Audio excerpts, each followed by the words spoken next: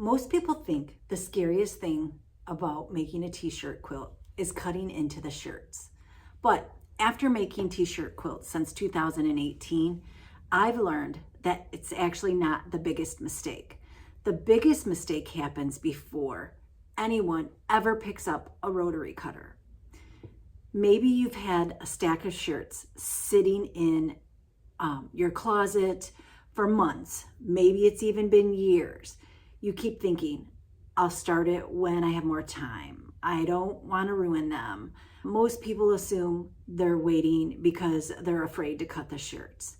But I don't really think that's the reason people are waiting.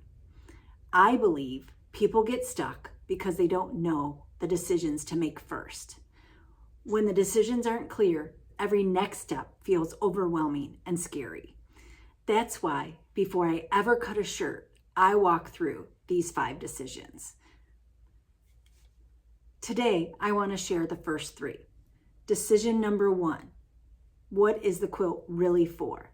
So, a t-shirt quilt is not a storage solution. It's a story told in fabric.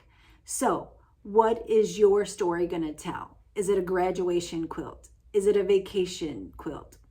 Is it a memory of a loved one lost? So it's your choice what your story wants to tell. Decision number 2, which shirts actually belong? Not every shirt belongs in a t-shirt quilt. And that's hard for some quilters to actually learn. Not because it's wrong, but because there's emotions that go with our t-shirt quilts and we want to get it right.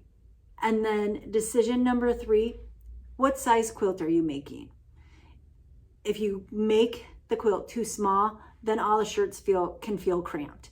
If you make it too large, then the quilt becomes too heavy and unwieldy.